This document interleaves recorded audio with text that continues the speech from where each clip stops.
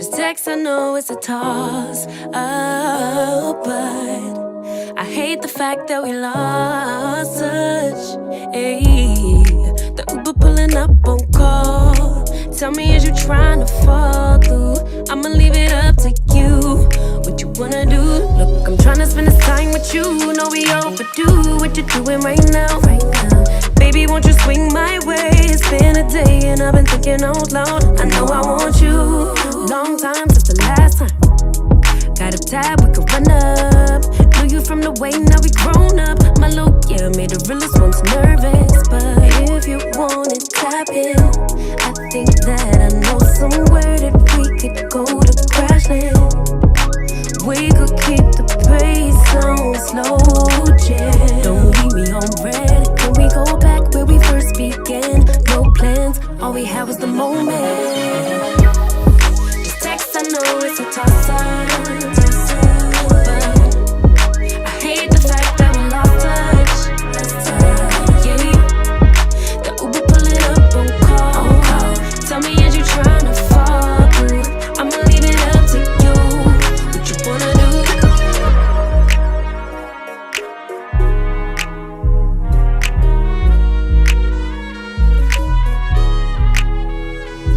We was raised a little different. I used to be ashamed who I was, now I'm paid by the sentence. Taking my time with it. Baby, give me yours, so I could get them butterflies trapped in your ribcage. Let me know we on the same page. Give me with a text, voice note or an emoji. Waiting all day for your name on the ID. So if you want it, tap in. I think that I know somewhere that we could go to crash land. And we could keep the pace on slow jam. Don't leave me on red. Can we go back where we first began? No plans, all we had was the moment. Just text, I know it's a toss-up.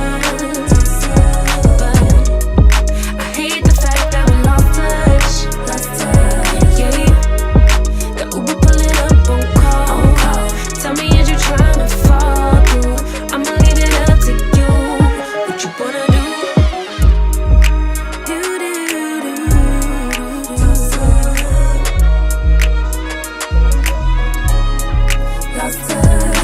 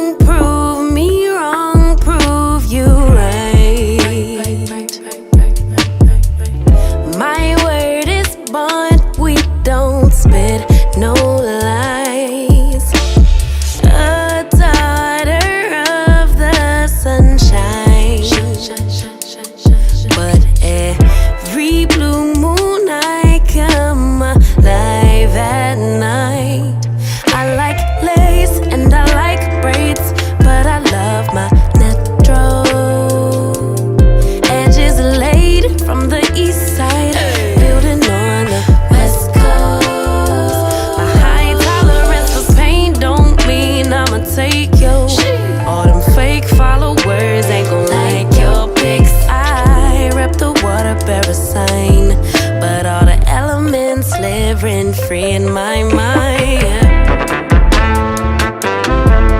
Moody.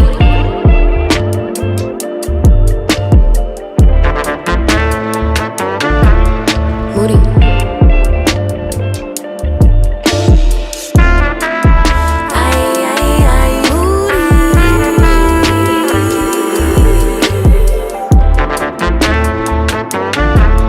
Moody. Oh, you big Moody. I crave love and attention, but I keep everybody at a distance. If I build it, will y'all really come? Bought all these panties, but I really don't wear none. I like boys and I like girls, but I love my baby. Some may judge, but Emmanuel is still God within me. Yeah. I don't drink liquor, but it's something about a champagne toast. Still can't swim, but I sure could float.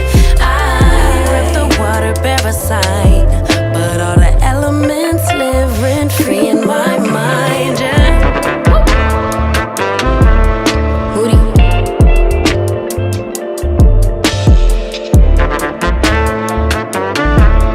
Moody.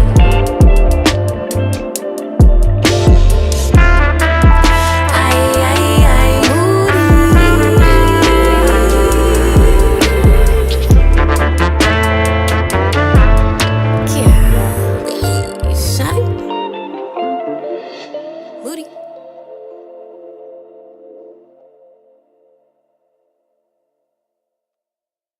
I am on an endless journey through eternity.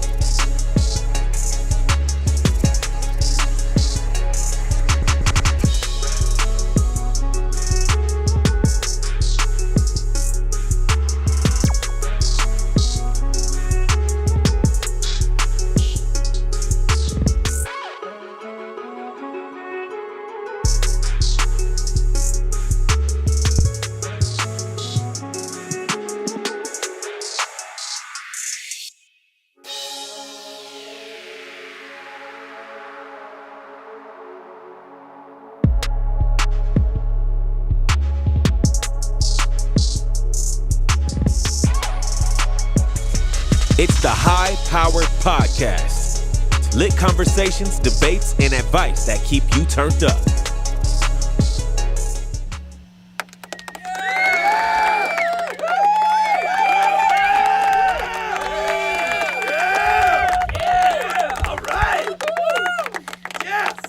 Hello there.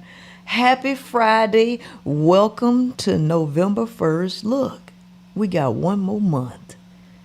in 2024. Didn't 2024 go by fast? Ain't time going by extremely fast since COVID? I mean, it's a lot of stuff that happened between then and now. And I need you to understand that time is going by with or without you.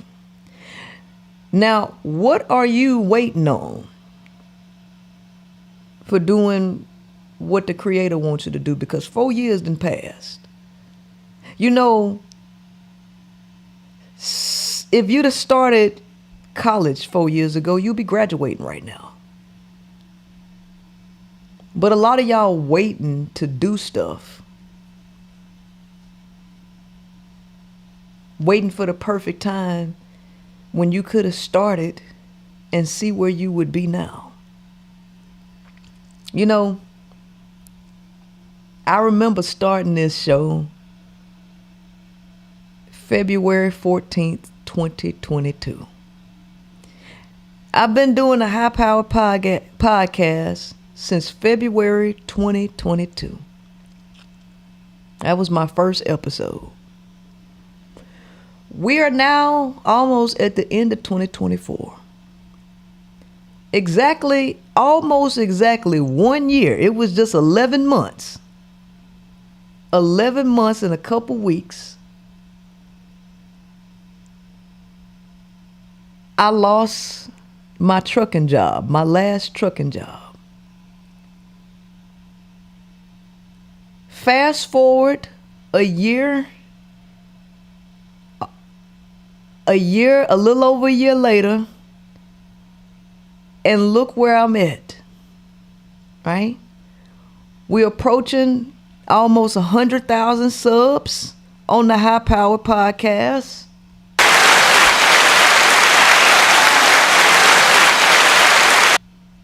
Almost 100,000 subs.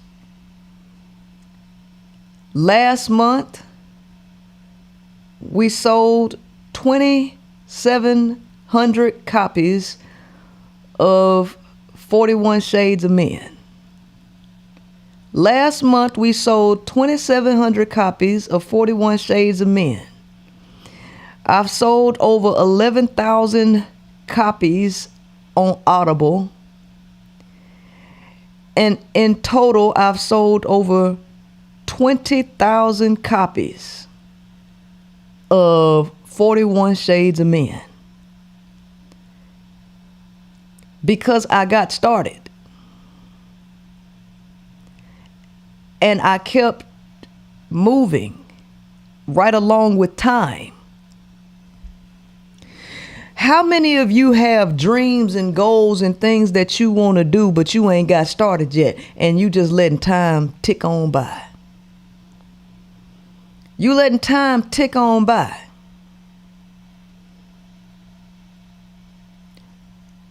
Life is going to pass you by. In 1 more year, I'll be 40 years old. I remember being 21 like it was yesterday. My child is 6 years old. I remember when she was in my stomach, in my belly. That wasn't that long ago. I think about my cousin. My aunt was the same age. I was the same age as my aunt was when she had my cousin. My aunt had my cousin at the age of 32. My cousin is getting her PhD right now in some biological science.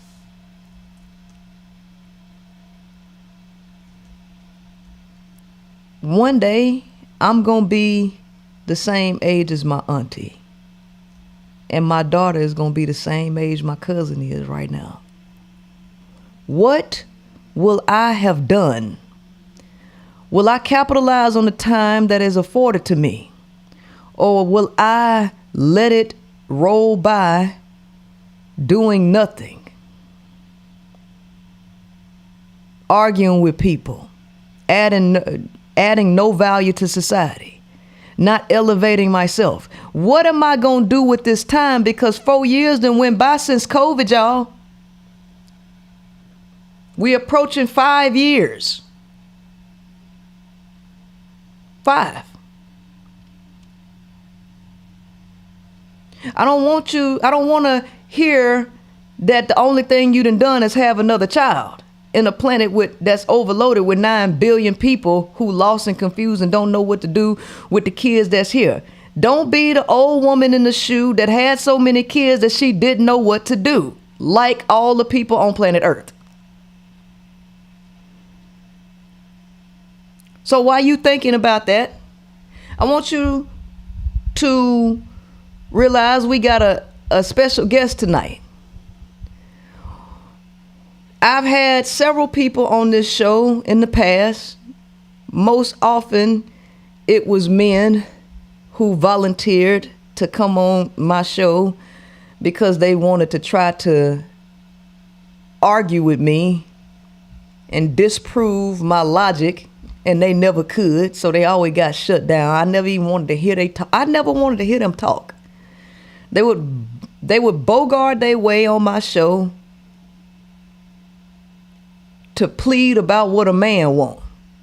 So if you ever go back to my old shows and you see the men come over here, I never let them talk because all they did was gaslight and tell me what a man wants, like I care. Like I care.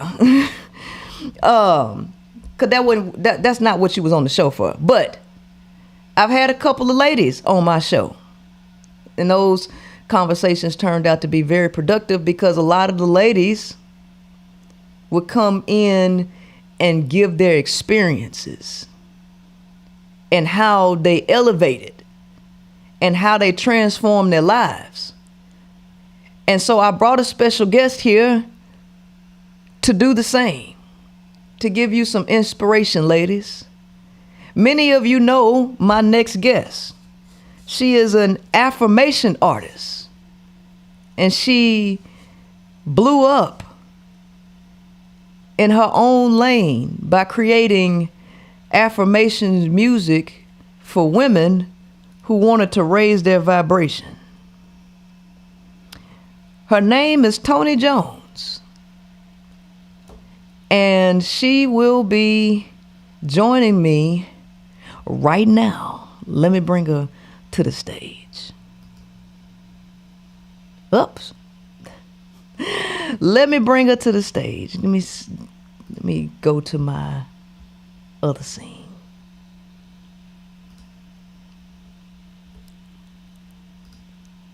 There we go. How you doing, Toni? I'm present and grateful. Wonderful, Really good. wonderful. Well, I appreciate you for accepting my invitation to come on the show. It's an honor. It Wonderful. truly is. Well, I'm glad to hear that. So, Toni, why don't you, I don't know if I did you any justice, but I would like you to introduce yourself to the audience and tell them a little bit about yourself for those who might not know you. Hey, y'all. I am Toni Jones. As Princella said, I'm an affirmation musician. I'm actually a life coach. You kind of, I don't know if you have voice isolation on. Voice isolation got you cutting out every other word. Okay, let's see how I could. This is eCamp, right? Uh-huh. Do they have a setting where I could change that? Do you have an earpiece on? No, I don't. I don't have earphones. Okay.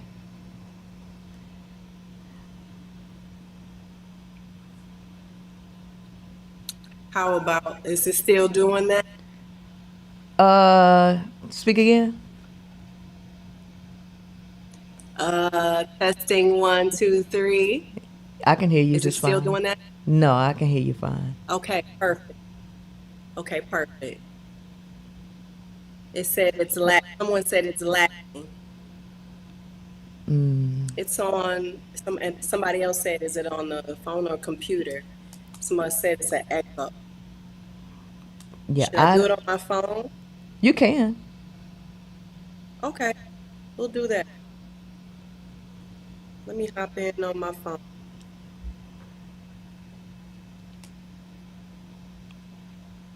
Let's see if that helps. Hold on, y'all. I'm gonna tell y'all my business in just a second. All right, let me end this one. Okay, let me go get my. Oh, that's a lot better. That's a lot better. Okay, let me Yeah. get my stand, and then we'll be Gucci. Mm-hmm.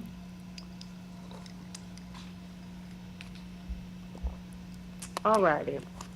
Okay, I'm glad that worked out quick because I'm excited about this. Okay, so I am a life coach turned affirmation musician. I am from Detroit, Michigan.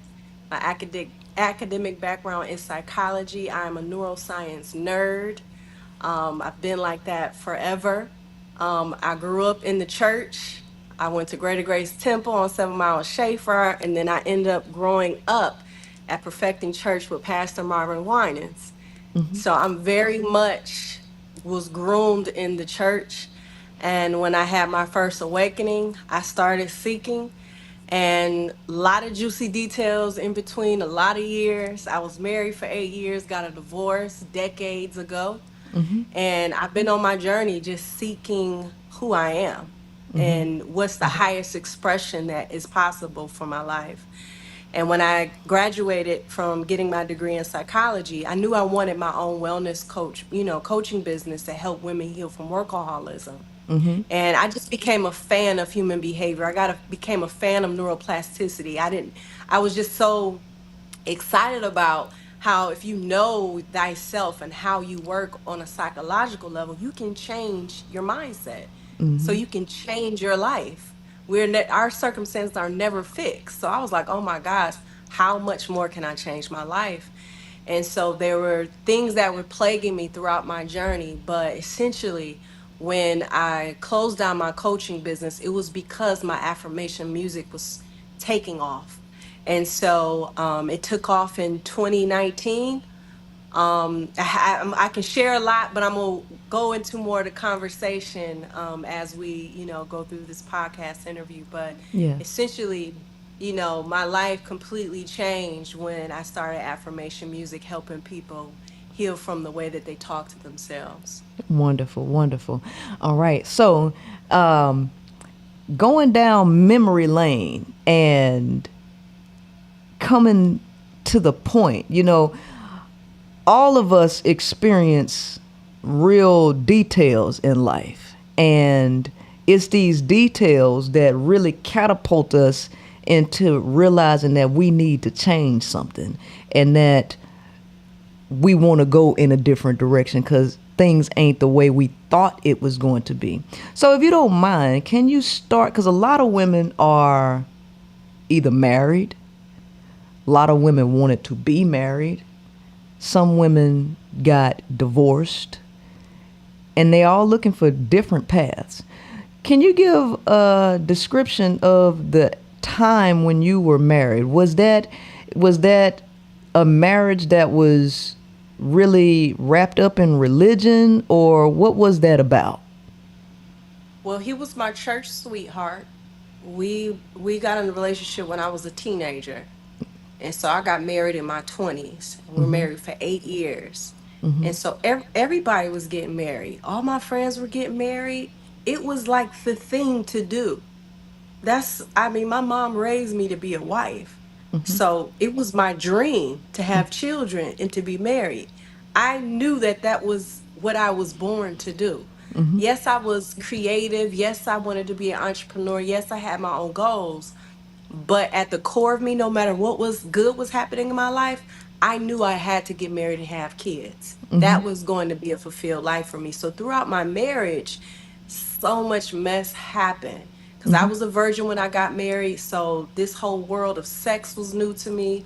My husband cheated on me, and that completely threw me from the loop because I grew up where if you do all the good girl, you check off all the good girl boxes, Mm-hmm. you get the prize Right. of all the good things in life. And Yeah. so it was very mind bending for me when the the bullshit was happening, even though I did all the good girl things. And so Mm-hmm. I didn't know who I was in that marriage. I ended up emasculating him and punishing him for betraying. At the time, was my mindset. Um, I just remember this was the ultimate betrayal. You Mm-hmm. cheated on me.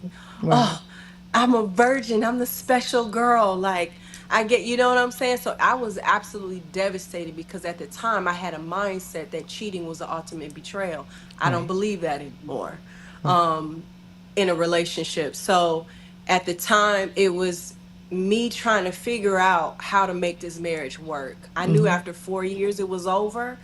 But it took me 8 years, it took me 4 more years to make that decision to leave it. I didn't Mm-hmm. know who I was. I Mm-hmm. lost myself. I started to see myself become some of the women I saw in my family and in church. And I was like, I'm too cute for this. I have Right. too much personality. I'm too fun. I'm too alive and bubbly, like, and I'm becoming a bitter bitch. Like, Right. what, the math ain't mathing. I got to get out of this. Right. And I didn't have kids. So that was one thing I knew, even in as a church girl, I knew that I did not want to have kids with someone that I didn't believe was being a good husband to me. Right. I knew then. I knew I wanted my children to be raised in a household where their mom and dad were friends. Mm-hmm. It was fun, you know. I, Right. I wanted my children to have that testimony. So that's a bit of synopsis of kind of like where what my culture of my marriage was and what was happening at that time. Right. Right. Okay. And so when you finally got out, where was your mindset um, in terms of finding yourself, and how long do you think it took you to find yourself after that situation? It took me a long time. Mm-hmm. I was lost. I was lost. I was so happy I got a divorce. I left that marriage because I was like, I was free now. Yeah. you know like I no longer have to be entrapped by, I didn't no longer have to be in the prison of what he wasn't doing. Mm-hmm. So Like it was, no, go what were you ahead. about to say? No, go ahead. And I like that drama of what is he doing? Why isn't he doing this right? Why can't he be this? I was free from being obsessed about our marriage getting better. Mm-hmm. You know, so being free from that and going out into the world. I mean, I had moved to Charlotte, North Carolina. I moved to New York. I became a stylist in New York. Then I moved to Baltimore for some man that, taking care of his mother for 8 months. I was going from situation to situationship. I was not prepared for the world of men. I had no street smarts. Mm-hmm. I was taught to get good grades, stay a virgin till you get married and believe in Jesus so you don't go to hell. This was my toolbox Mm-hmm. for life. Yeah. So I didn't know how to vet men. I was very naive and looked at life through rose colored glasses. So I bumped my head quite a few times. It took me, I'm gonna be honest with you, it took me, I can't say it was a point where I found myself and then this all happened. Mm-hmm. It was finding myself over and over and over again. I would say the grand finale happened in 2022, though. Mm-hmm. This is when things shifted Uh-huh. completely. It was a heartbreak that changed my life. But I'm gonna let you continue and ask your questions. But that was pretty much what happened after I got married. But it took me years. But I went through cycles of finding myself over and over again. So would you agree that marriage is a woman wanting to get married is a woman wanting to voluntarily sign herself over to legalized slavery and servitude? Absolutely. I worked 3 jobs, was in school part-time while I was supporting him in his business. I did the laundry, I did the grocery shopping, I made sure the bills were paid. I remember a time where I found out he didn't have no job and I was the one dropping him off at the office and he was never working there. Just lies on lies. It's definitely that because I definitely, when I look back, I was an employee to that, but I signed up for that out of ignorance because I was caught up in that. I wanted, if I'm to be honest with you, I wanted to get married rather than have a marriage. You wanted the wedding. You just wanted I to. wanted the and I had the wedding. I had the wedding, but baby, and I had the honeymoon. But when real life sunk in, I was like, and my honeymoon in Italy, when I touched down in Florence, Italy, and he ain't know where to go, and I know where to go. I didn't know where to go. I said, "Oh, I'm gonna have to be the leader in this." Uh-huh. So, do you It's agree that it's just some cockamamie BS that the man is the leader, when in reality the absolutely, woman do everything? absolutely. I don't know how they got away with this scam like, how did this? Women This let was them some do type of it. spam. Women let them do it because women are the ones who wanted to be lazy. Women birthed men so that they could have a slave because women just wanted to sit on their ass. So they thought birthing men to that they could manipulate with sex would do everything for them. And when that turns out not to be true in reality, what ends up happening is women isolate themselves from each other, and now they end up they end up being a slave. So it's like when you dig a grave for somebody, make sure you dig another one because you just might fall in first. And what ended up happening is women fell in their own grave that they dug for the men. And so women desiring to use men as they workhorses, women just ultimately became lazy and just thought that maybe one day men would get it right. Women wanted to be pretty princesses that don't do nothing. And so in order to maintain this delusional idea, women just kept ignoring reality and then teaching their daughters to do the same dumb stuff that they was doing.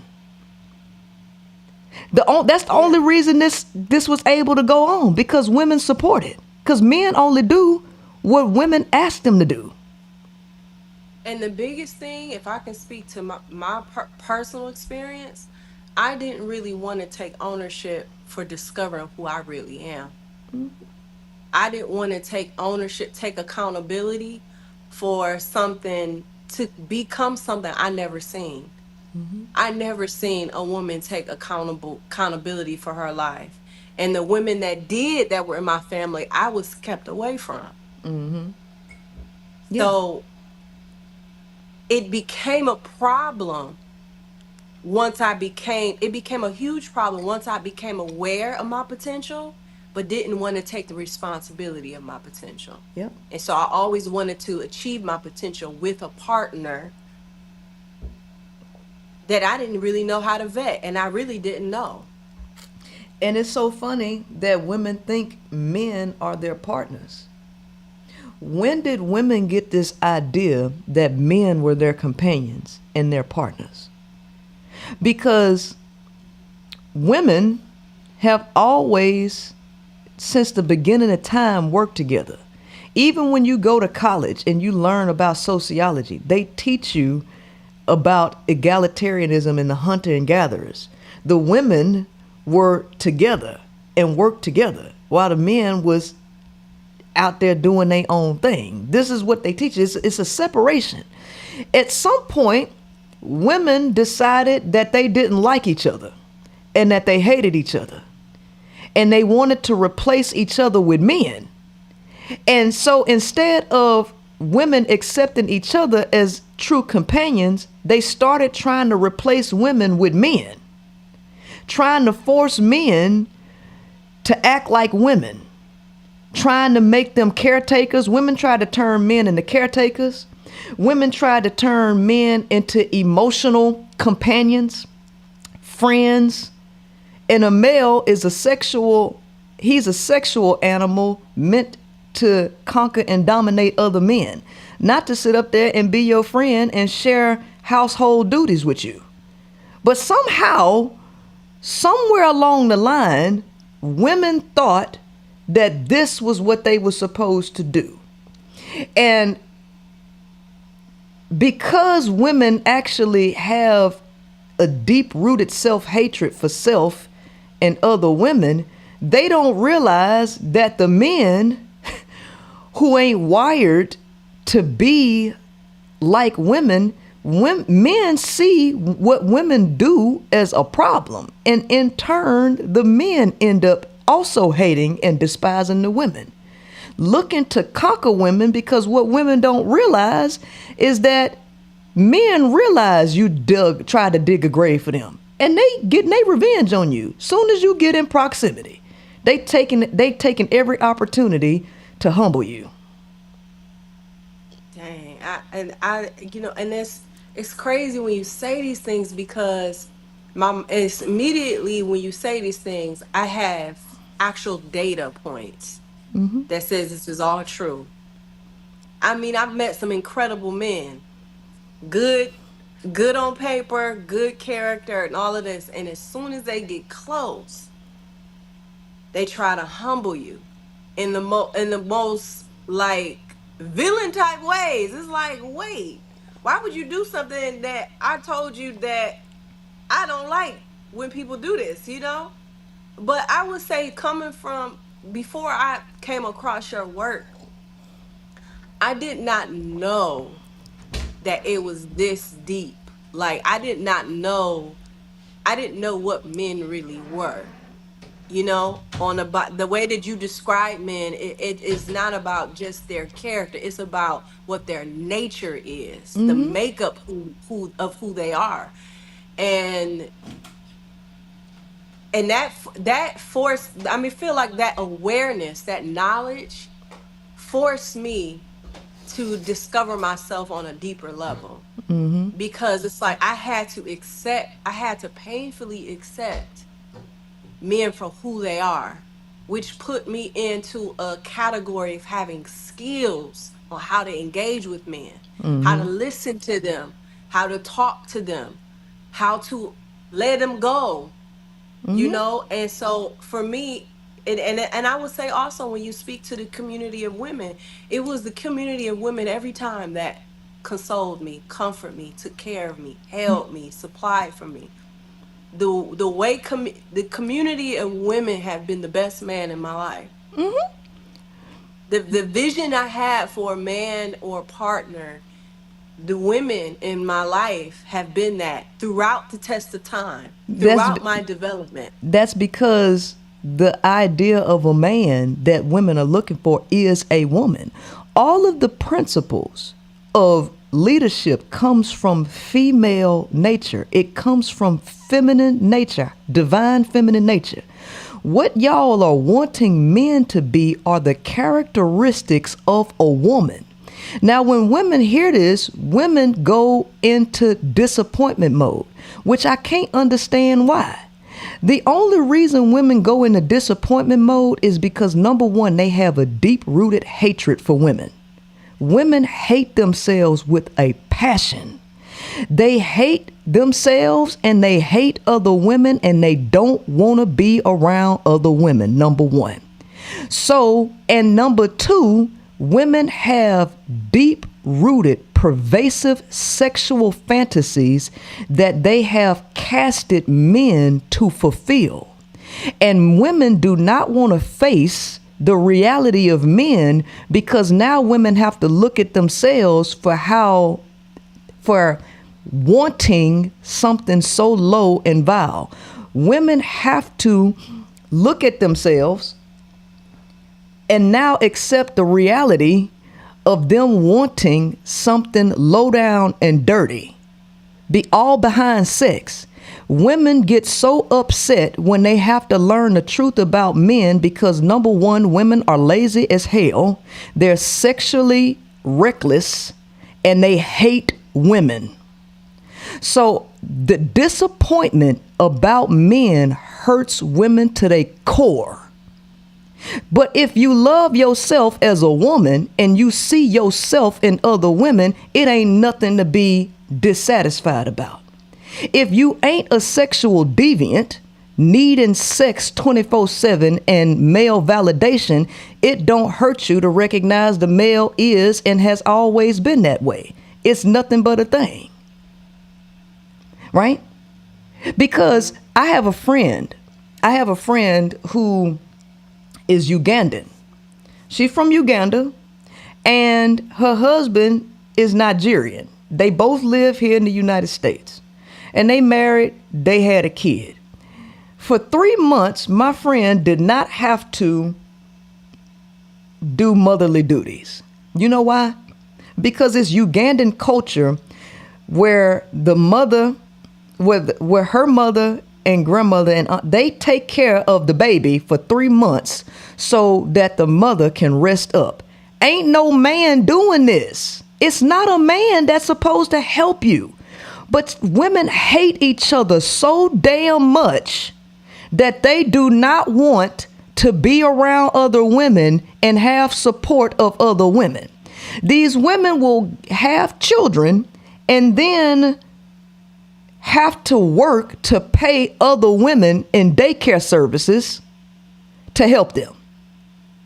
All because a woman wants to be friends with a man. Now here's the killing part. Men do not want to hang out with you, ladies. Bros before hoes, right? Ain't no fun if the homies can't have none. Men tell you all the time, men and women can't be friends. Don't no man want to be a friend with a woman he want to have sex with. Men only want to have sex with you and they want to hang out with their homeboys. Women get mad that a man want to hang around other men and not her because she want him to be just as disloyal and self-hating the same way she is. Because see, she don't want to hang around other women. So she can't understand why a man want to hang around other men. Birds of a feather flock together. Men and women ain't of the same feather.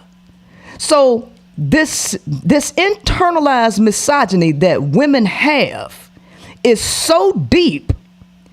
That's the reason why they support all of the deviancy of men. This is the reason why they sexually validate low down dirty men, because women hate themselves with a passion.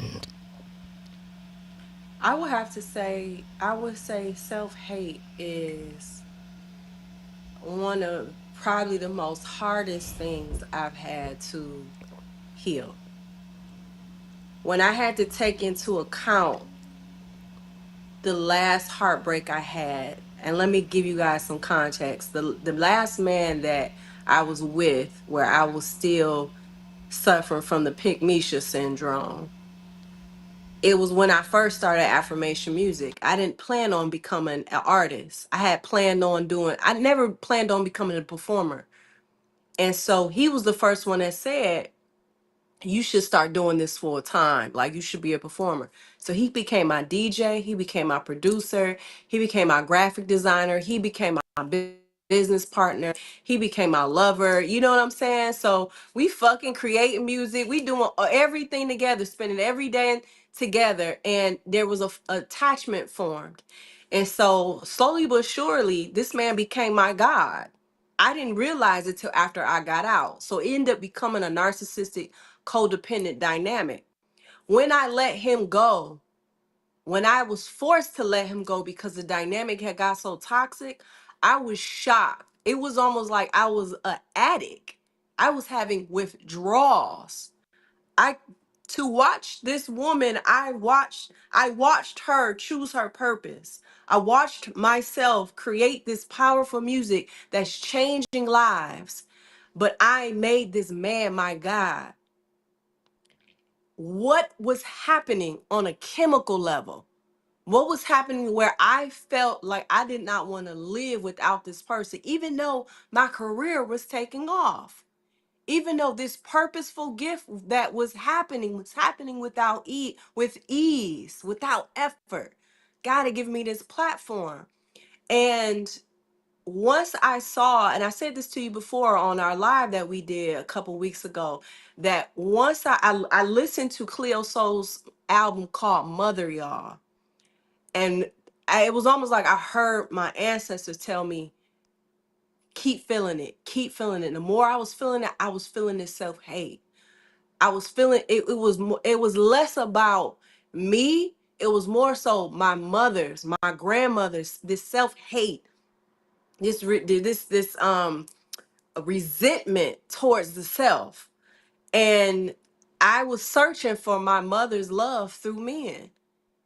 And then once I started to see how codependent I was, once I started to be honest about why do I get such a dopamine rush when a man gives me attention, but I don't get that when I'm with my girlfriends.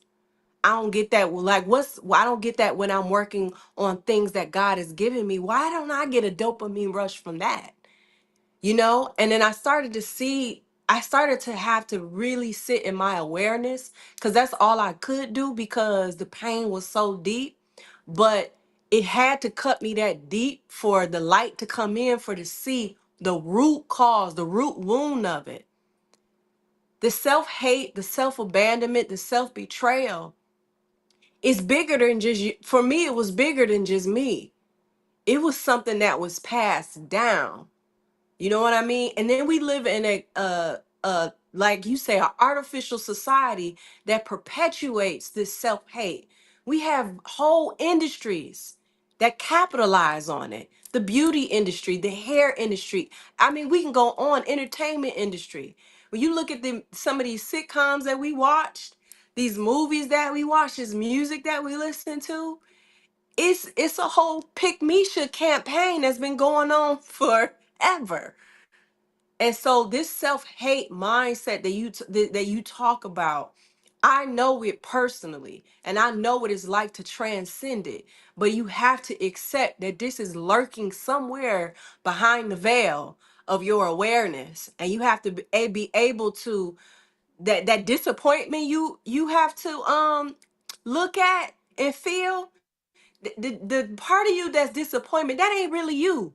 That's your ego. That's a learned self that you got to die to. And why? How do I know that? Because I had to. I don't know if I'll ever stop sharing the testimony of being a recovery pygmisha, because this plagued me ever since I was kindergarten. I got stories chasing boys in kindergarten, just wanting that feeling, wanting someone to choose me, and only feeling this certain type of feeling with that chase, but not feeling that feeling when I find something to do that I love, or doing that with friends. But now, because I love myself, and the way that and I'm gonna be honest with you, my self-hate led me to my self-love. You I gotta had to go. be honest. You got to Go go ahead. through, you have to go through hell before you can get to heaven, right? Because and that's a Very lot of true. that's a part that a lot of people don't understand. You have to walk through the valley of the shadow of death before you can get to heaven and appreciate heaven. Because if you born in heaven, what ends up happening is you start to have a desire to experience hell. And that's what happened with women, because women actually was born whole at some point down the line. Centuries, long time ago. Women were born in heaven. And women had all of the power. They were actually love. Women fell from grace because they fell from grace when they produced men and sex. Because at one point, women was reproducing asexually. Then women produced men in sexual reproduction. When women produce sex, women fell from heaven all the way to hell. And this desire that they have for love is actually a yearning to be back where they fell from. And since they're now in hell, they looking for men to give them what they missing. They don't know how to actually get back to heaven. Men are not capable of love. They were never meant to give you love. So women are trying to squeeze blood out of a turnip because they homesick. Women are homesick. They want to be back in the embraces of love and heaven that they once were before they created men and sexual reproduction. So as long as a woman is yearning to get her back blown out, she will never experience heaven, because a woman got to move away from sex urge in order to find herself. So now you talking ancient history. Mm-hmm. When now you talk about the ancient history of women. Mm-hmm. Okay, what I was about to say, I'm gonna tell you that in private another Okay. day, because that's I side NDAs, but that's ancient history and it's facts. Women are more powerful than any of the books that have been written about us. It more powerful than any of these women empowerment movements, Me Too, all this other stuff, women's rights. It's beyond physical. It's quantum. Mm-hmm. It's chemical. It's spiritual. It's Mm-hmm. cellular. It's beyond what we know, and we're trying to find that wholeness, and as you Mm-hmm. say, heaven, through relationships with men. And we keep feeling like something's missing. It's because it is. Yeah. It's God, it's source, it's the connection with source. Mm-hmm. I Which women once got I disconnected from. Absolutely, but there is a responsibility to that. When I went through my deconditioning process in 2022, 2023, I was lost. I didn't know who I was without the desire for men and marriage and children. I'm 2023, 2020. I'm only almost 2 years into my discentering men process. Mm-hmm. But that half of 2022 going into 2023, I was lost. Mm-hmm. I was not myself. I did not know who I was without Mm-hmm. that desire.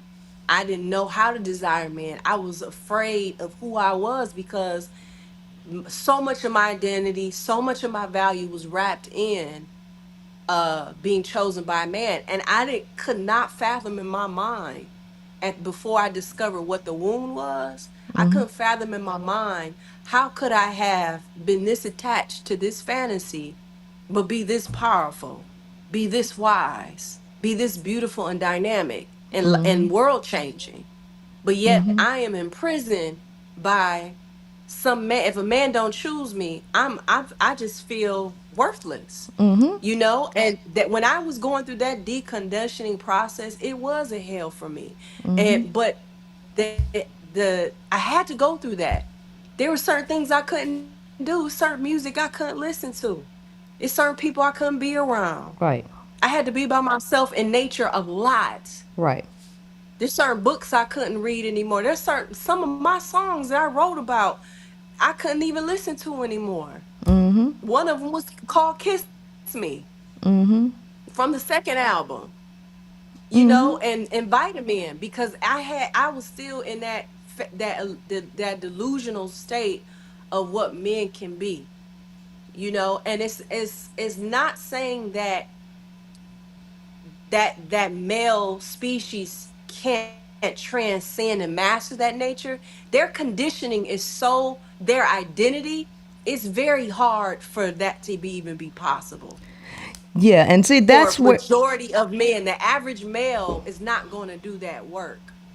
right. It He rather requires die. a You know what lot. I mean? Go ahead. It requires an A lot. ungodly amount of energy and effort, which women don't comprehend. And this is where I have a workshop called Love, Men, and Manipulation Decoded. Now, I have what I have done in this workshop is I have broken down the concept of love. 99% of the people talking about love don't even have a clue what love is. They can't even explain it to you. I saw somebody in the comments section that say men can be trained to love. No, they can't. If you understand what love is, right? Most women don't even understand. Women just want to train men to serve her ego needs. For a woman to train a man is for her to train that man to serve her ego needs, which is opposite of love. A woman cannot train a man to love because women don't know nothing about men and they don't even care to know, right? So what we have here is there is a structure to love. There's nobody out there that has broken love down into an actual structure that can't be disproven. Like, you can't disprove the 5 components of love. It's impossible. I made sure that it was ironclad. Then you take this concept and then you connect it to male neurology and male biological nature. And you find out how almost impossible, virtually impossible it is for a man to actually embody this concept. Then you take this same concept and then you pierce through the veil of manipulation. And this is how you come up with love, men, and manipulation decoded. Once you realize this, you start to see that you're trying to squeeze blood out of a turnip. And why are women so obsessed with trying to force men to behave the way they want to? This has everything to do with women's narcissism. Women's narcissistic belief patterns and her obsessive self-hatred, where she has to force men to worship her and to quote unquote love her. Now, when you do this, what are you ultimately doing? You're taking all the energy away from the value you could be adding to the planet. You're taking all the energy away from the children who need your love and support. You're taking it away from society. And when women abandon their posts to focus on being their egos being fulfilled by men, who got to take that responsibility for the children and society? The government. The government. Women think they know something that they do not know. They think that they know how to love, but most women are extremely narcissistic. And they don't care anything about anybody except for getting their egos stroked. And these same women who talking about love will turn around and destroy another woman over male attention and validation. These same women talking about love rile up with jealousy and envy at the sight of another beautiful woman they think getting a man's attention. All of this destroys the community. All of it destroys society. Now, if women were once love, what is the opposite of love? And let me ask this question. If women were once love, and I'm telling you that men are incapable of love and they not even created to be loving creatures. If love exists and was a woman, and women fell from grace when they produced men in sexual reproduction, what is the opposite of love? Hate, fear. So that means women fell from love into low-level emotions like fear, jealousy, envy, competition, all this. Which means that the power lies within women to make or break this world, to make or break society. It lies within women. So Who lies to themselves about men? Women lie to themselves every day about reality. They sweep chest to chest a child molester under the rug. They lie to themselves and say not all men, some men. They continue to chase a fantasy. They look for a man and then they lie to themselves about the capabilities of that man because they want to have sex with him. But guess what they say? The devil is a liar and the truth ain't in him or her. So if you lying, that means you are a devil worshiper. And who does the most lying? A woman. The woman fell from love into jealousy, hate, envy. She lies to herself every day. Wicked is a woman. And these women hate each other. So in order to elevate the world and society, who you got to get to? Who you got to bring out of darkness into light? The woman. The woman. Women. I want to share something. There was a study, and you can find it on YouTube. It was an experiment, actually, where I think there was a group of kids that I think they were like 9 to 11 years old. These girls were staying in a home. It was monitored with cameras. And there was another group of boys the same age in another home. And they were monitored through cameras. I forget how much time they were in these homes. There was no adults like supervising them. They were in 2 different homes. Within 24 hours, the girls had set up roles and structure and organization, games, schedules for their time to do chores and all of these things. The boys completely destroyed the home within 24 hours. They fought. They were stealing each other's snacks. People was trying to find territory or room, just wild and chaos. And this was a social experiment of these group of kids. Yes. Now, you see this as in children, so women will see this. This is where I say lack of critical thinking. A woman will sit up there and watch that, and she'll still go and argue, see, women are better. But it never crossed her mind that, ma'am, you still begging to go move into a trap house with a man that show you from birth to teenage years that he ain't never been capable. And you wondering why you got all the work on you, but because women hate themselves so much, it's too much like right for women to work together. I can't live with no other woman. It ain't enough room for 2 women to be amongst each other. So you beg to go live in a trap house with a teenager who showed you that they was born to create trap houses and gangs. It makes no sense because women are everything that they do is to get sexual validation from a man. None of this other stuff makes sense to a woman because everything that she based her whole life on is sex. I got to have sex with a man. It's got to be a man because how we gonna have sex? How we gonna create babies? This is the base. This is the thought process of the average woman, which is totally illogical, completely. All because of sex. So go ahead. Go ahead. No. Go ahead. So when you say these things, what comes up for me is the player of all players in this narrative that we're talking about. And the player of all players is the social engineering. The architects of the social engineering and public opinion, the elites, who benefits from this perpetuation of self-hate,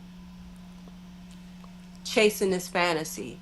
How many scripts, animations, entertainment have been designed with these stories? Well, if people knew how their brain worked, they will understand that most of what they're thinking is not their own thinking. true, but here's the thing. Supply don't come before the demand. Demand come before the supply. Let me ask you this question. You a musician, right? Mm-hmm. You know other musicians, right? Mm-hmm. And you know some musicians that make music all the time, right? Mm-hmm. And don't nobody buy their stuff, do it? They can't sell a song to save their life. Mm-hmm. But they got a supply. But there's no demand for what they produce. So just because you produce something don't mean people want it.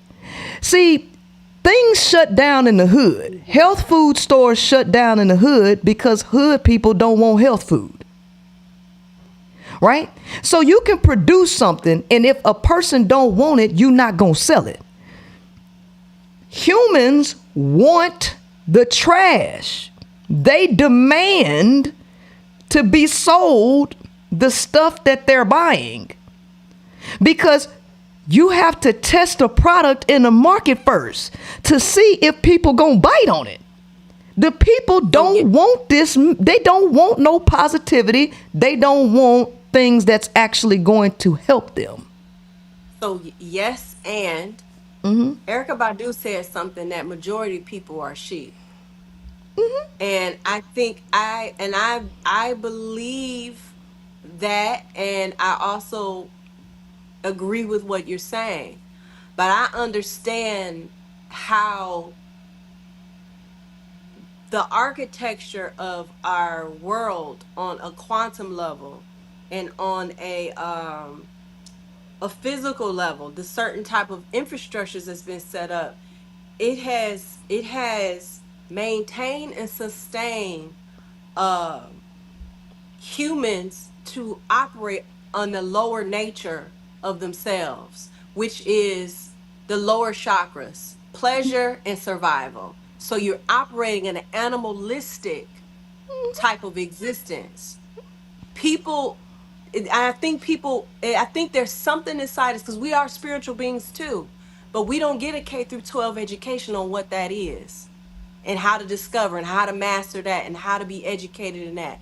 Now, we don't have an excuse. I'm not saying this is an excuse. The social engineering of our society and the information that's out here, that's not an excuse, because we have Google. When I didn't know nothing outside of the Bible, I Googled my way to awareness because I was done with my bullshit. And I always say this type of sovereignty for a woman to step into her sovereignty as a divine being, it's not for the weak, it's not for the strong, it's for the willing. You have to have the will to say, I'm done with my bullshit. And I'm willing to die to everything I believe is who I am. You know what I mean? And the reason why I'm saying that, I'm not saying it as though as I'm a teacher. I'm saying this as a student that has walked this path of saying, I have walked this path of praying, God, don't let me leave me to my own bullshit. Because I know the way I've been programmed. I've been programmed and conditioned and supported by a society, by a religion, by family, by all type of entertainment industries and things to operate from a lower nature, to operate from my lower nature. Well, Some of the men let's that put. I've Go ahead. But before you said, okay, so it's in reality, it's what come first, the chicken or the egg? Does the religion come first, or does human nature come first? Because human nature is hedonistic. Human nature in its raw and ungoverned form is totally destructive. So humans, you say it requires willpower and desire to elevate is an individual task that is voluntary. That means that you have to go against the grain. You have to go into an uncomfortable direction. Humans do not like things that are uncomfortable. They like to follow the path of least resistance. So the majority of humans are going to follow the path of least resistance, which is a hedonistic, destructive nature. So religion comes in to control the human who will not control himself, right? So do you control the masses? Do the good suffer with the bad? Yes. So for the good who can become self-aware, they can elevate themselves out of that voluntarily. But for everybody else, they need to be controlled by some external force, such as religion. So religion is only brainwashing people to have some form of self-control, because the moment that they don't feel like they need to fear a God, that's when all hell gonna break loose, because they don't have accountability. So there is a reason and a necessity for religion. But because we in the new age where people are abandoning religion, you cannot allow humans with their hedonistic, destructive nature to run free. So now what you need to change control mechanisms. Now we're controlling people with algorithms and AI. Okay, because humans need to be controlled. The majority of humans do not need to be free. They don't. Right? So, when we talk about religion, we got to understand that we can't speak on it in a way where it's so-called keeping humans at their lower nature. No, it's governing humans at their lower nature, because it's steak for men, milk for babes. When you talk about meat and feeding people steak, babies can't chew on steak. And what is the steak? No. Universal law and universal principle, esoteric principles, science, quantum physics. The human is too infantile to chew on this type of steak.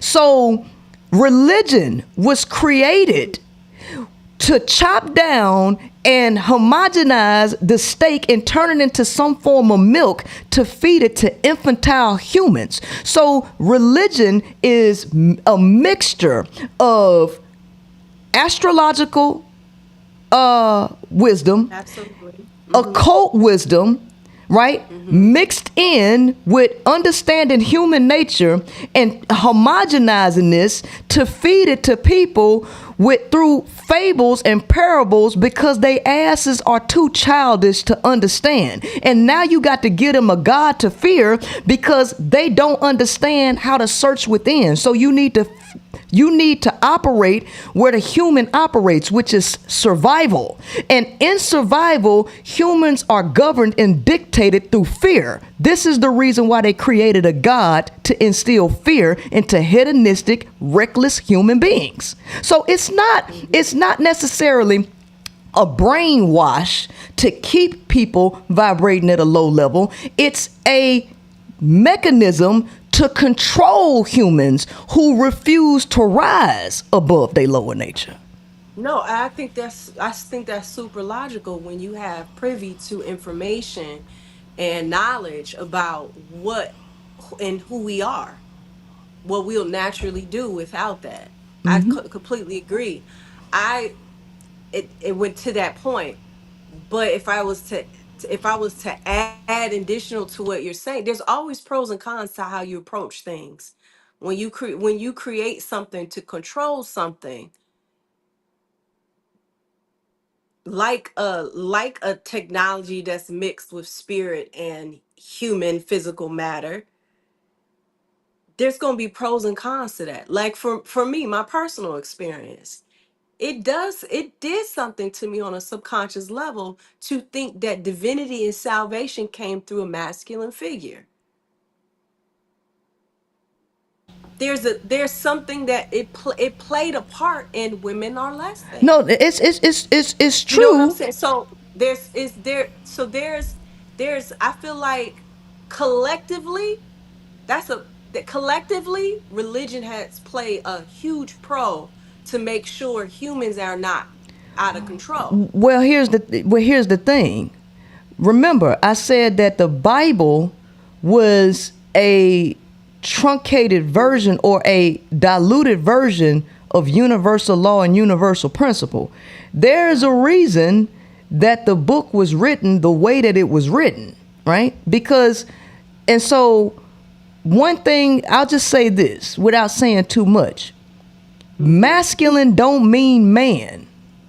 Masculine does not mean man. However, the masculine principle would be manifested in man. Okay? So man and woman are actual physical representations of the masculine and feminine principle. Okay? But masculine don't mean man. Right? That's the part, right? So when we're dealing with religion in the Bible, what we're dealing with is masculine and feminine principles personified.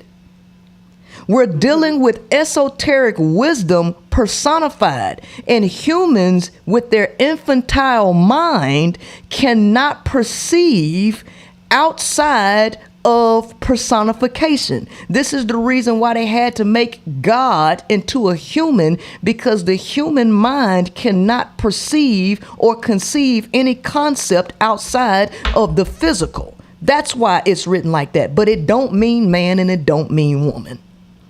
Got it. You know what I mean? So, Got it. And this, yeah, go ahead. and this is why when you say these things, it is such strong data points to why self-mastery is so important.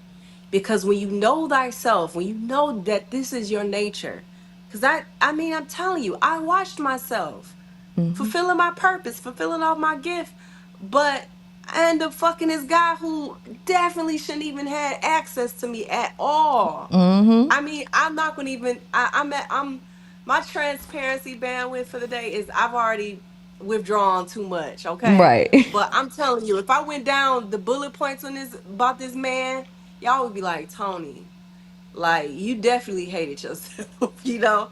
But my point is that just as much as investing in my self-care, self-love, doing my affirm, all of this, I fell from grace that quick. Yeah.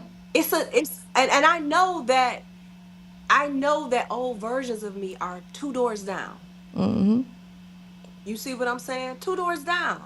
So self-mastery gives you an opportunity, those of you who are listening to all the knowledge we saying, at the end of the day, self-mastery gives you the opportunity to consciously choose, consciously choose to transcend and grow from that lower nature into that willpower to go up to the higher ranks of self, of potential.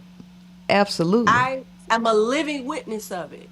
I made that choice over and over and over again. When it comes to my health, when it comes to my body, when it comes to my sexuality, when it comes to my budget with people, with finances, all I have to constantly make this choice. It's a daily devotion to operating from a higher level of self. Because Absolutely. but you gotta know, and you gotta accept that you operate from a lower nature. Yeah, and people don't want to accept that. People want to tell themselves they know stuff that they don't know. They're not humble. See, you can't tell a fool nothing because a fool know everything, right? When a person hears something, instead of them humbling themselves to want to learn more, they regurgitate and they be like right on like they know something, and they don't know nothing. Because if humans actually knew this stuff, the world would not look the way it look.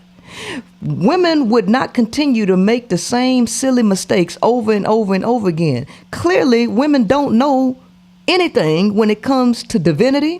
They don't know nothing when it comes to love. They don't know nothing when it comes to relationships. They absolutely don't know anything.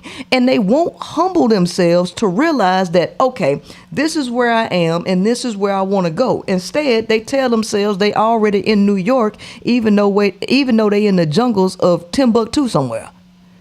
They tell themselves they in New York when they in the jungles of Timbuktu somewhere, right? So the ultimate goal that I have even on my platform is to put uncomfortable truths in a mirror right in front of women's faces. And one thing about ghouls, goblins, vampires, and demons, they don't like the sun. They don't like the sunlight, and they don't like mirrors. They don't like the sunlight, and they don't like mirrors. Right? They turn into ghouls, goblins, and goddamn demons. I don't know what the Walking Dead. Right? So, I do have a question for you though. Yes. How did you find me? You know what? You came across my YouTube channel in Uh huh. 2022. And I see, I'm gonna tell you what happens. When I'm in my work, my inner work, and my pain, I get downloads. And I don't know how I be knowing this stuff, but it comes from the spirit realm. And I'm like, don't know how to process it. And then it shows up in information, whether it's through a book, through a person, Instagram post. And I'm like, oh my God, I already knew this. But they're validating what spirit already showed me. So discentering men wasn't even a part of my language. You know what I'm saying? So when I came across you, now there were some other individuals that I came across that holds women accountable in radical ways, but it didn't resonate with me. Like I told you, this one lady on Instagram, I had signed up for her program and everything, but when I was watching her stuff, just in my spirit, it felt painful. Like it felt like toxic accountability. Like it felt like I'm the blame for the way men were. Like it was just so much. I felt guilt and shame more than love and inspired to grow. I felt like something was wrong with me. And then I came across another lady on TikTok. You probably know who I'm talking about as I'm gonna describe. And she teaches women basically use them. Use your feminine wit and power and sexuality to use men to get what you want. And it's fun and games. It's fun and games. But I know my chemicals. I know myself. I can't play those games. My natural self is operating in my true, full, authentic self. I don't want to use I know I could do it, but it would do more disservice and harm to my spirit and my heart and what I'm supposed to contribute to society and the human family. I couldn't move that, just use men for money and play money games. Like I can't do that. You know what I'm saying? And it's like that's your tune, keep playing that if that works for you. But I'm in the business of my highest full divine potential and fulfillment and satisfaction. I'm not here just to survive financially. I'm not here to just enjoy life physically. I'm here to see who I'm spiritually supposed to be in this timeline of myself. So when I came across your channel, you cut me. But it was like, yes, there was a version of me that was resisting you because I was like, this was information that goes against everything that even my new awareness. I was like, I don't know about her. Like, I don't know. Her delivery ain't, what's the texture of this delivery, this energy? But that gave me even more reason to lean in because when resistance shows up in me, that tells me something.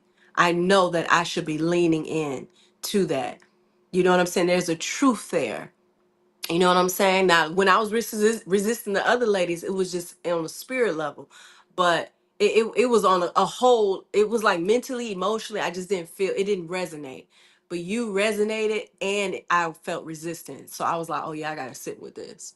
So the more I was watching your content, I was like, yup. She right about that. She right about that. I remember when you said, I remember when I first heard you say men are incapable of love, and I remember feeling like, no, that's not true. That's not true. A man can do. I know this person, and then when I can only name one person I knew that's operating in love as a man, and I was like, damn. And then I named the women in my family, the women in my community, and the men in my life. I was just like, yo, majority of the men ain't loving. Fear, hate, survival, competition, anger, lack of self management, no emotional intelligence, pride themselves on knowledge, but no embodiment of wisdom. You know what I'm saying? So it was like listening to your work, it balanced me. It balanced this nurturing, this feminine, this maternal thing about me, and helped me guide myself into a more masculine embodiment of how I bring structure, organization, self-discipline in my life so I can fulfill all the things that my heart wants to experience. And I was shocked in 2023, I was shocked that I was experiencing romance through community. That feeling that we get with one man, or we that I was getting it with community, and I didn't have to ask. Even when I asked, it was shown up. It was divine, because I'm like, yo, I never knew this was possible to feel these type of feelings amongst community. And I'm like, this was insane to think a one man could do this. It's an insane concept. You know Right. what I'm saying? And I got some really good brothers. Like Docs was one of them. Mm-hmm. Docs is one of two men I know that operate on a love frequency. But they had to kill some demons off. They all talk about the hell that they had to go through to transcend into a loving state, but they still have to choose that mastery because they know their nature. You Mm-hmm. see what I'm saying? So, yeah, but I said a lot, but I came across your YouTube shortly after Spirit gave to me, like, you got to decenter men. You're attached to men. You're attached to a fantasy. It's time to die to that. And in that process of dying to that, that's when you came across my YouTube page, and I was just like, whoa, how did this happen? And I've been on it ever since. I just the more and when I look at 2022, I became a nomad in 2023. Mm-hmm. Um, how much my life has evolved. I Right. love what happens when I'm centering God and myself, my own life. It flourishes, it Right. grows, because it's nothing like getting on Instagram, being able to give this message, being able to look real shiny, be really wise, people comment. It's nothing like doing all of that, and your music is streaming, is millions of people listening to your music, and Right. you shut Instagram off, Right. you put your phone on the table, and your life is looking at you, and you hate it. Right. You're financially messy. Mm-hmm. You're emotionally eating. Right. You don't have no discipline. You want to call that guy who really know how to throw it down in the bedroom. Mm-hmm. You know what I'm saying? You horny, like, just no self. Like, when you are so dope and you know that you're dope, but Right. when you're not showcasing that to the world, and really your life is facing you, Right. and when you really face it back and say, okay, I'm gonna work on you, and you Right. start to and you start to really work on that, and you see it grow, that becomes the habit, that becomes an addiction. I'm obsessed with centering my life around God and myself. I Right. love it. I Mm-hmm. choose different, I make different choices, and I'm gonna be honest with you, Priscilla. What was it, this year? Mm-hmm. I remember getting acquainted with a dear friend of mine. And because he was my friend for years, it's the only reason why he had access. Okay. Mm-hmm. And I remember this year feeling the impulse of my old self, feeling how accessible that old program was, and how much she wanted me to choose her and operate in her. But yet I have new information, I have new data, I Right. have a new consciousness that surpasses her. I'm no longer I haven't been feeding her, but she was still alive and kicking. To feel that and choose differently, Right. the energy and strength that took Mm-hmm. to witness that, hold space for that. But guess who was by my side to choose differently? A woman. Absolutely. Women do not want to accept that women are their true companions. Now, men understand that other men are their true companions, right? Because companion means friend. That's what companion mean. Men are very upfront and honest and vocal when they say men and women can't be friends. If a man wants to have sex with a woman, he ain't her friend.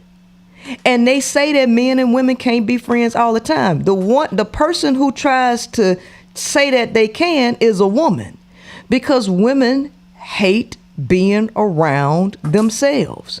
If a woman has a date, a friend girl date, to go out and have brunch, she'll cancel the plans to go hang out with a man all day. A man will not do that. A man knows who his crew is. Women don't know who their crew is. Women hate being around other women. And so they don't see other women as their companions. They don't see other women as their friends. So men despise being around women. Women talk too much. They go on and on and on. They spend all their time trying to change a man and trying to save him from being a man, trying to force him to be a woman and making him submit and play this role in her life. Men don't like that. All they really want is some sex and maybe you being in the presence. They don't even want you to talk. They want you to shut up. Be there and just be in the vicinity. Give me a little sex, give me some food, and shut the hell up. Just let me know that I'm not in the house by myself. That's it. Right? And they would rather go hang out with their buddies.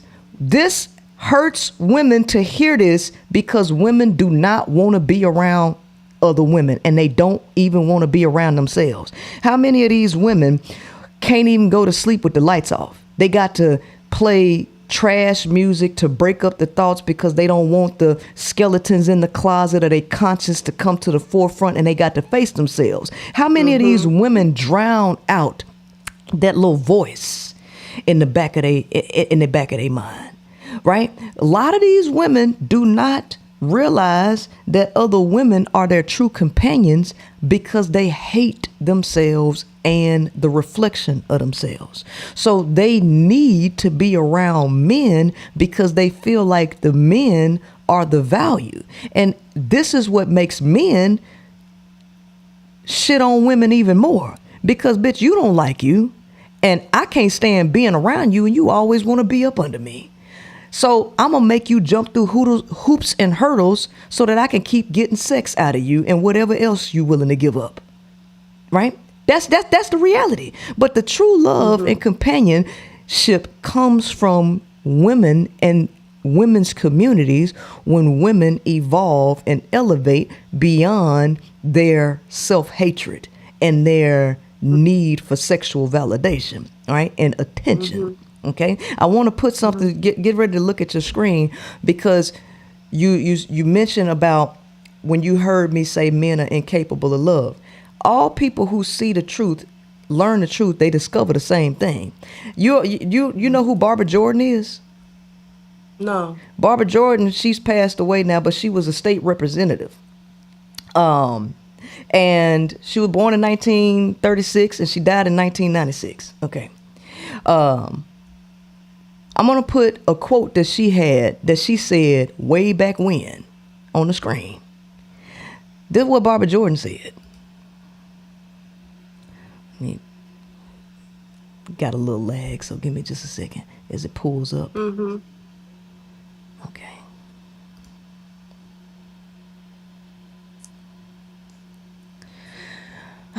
Okay.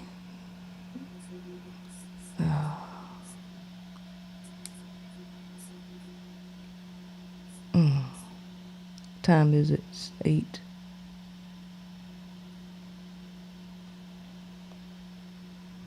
Download.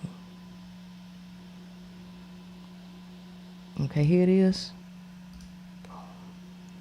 All right, this is what Barbara Jordan said. I believe that women have a capacity for understanding and compassion, which man structurally does not have. Does not have it. He does not have it because he cannot have it. He's just incapable of it. Now, I didn't know Barbara Jordan had said this, but I came to this discovery myself. And outside of just saying it, I actually can back this up with scientific proof. I actually can back this up with a whole explanation, structure of love, and scientific proof that men are structurally incapable of this thing called love. Because compassion and understanding are two critical elements of the concept of love. Two critical ones, right? So women searching for men to have this thing, they never gonna get it.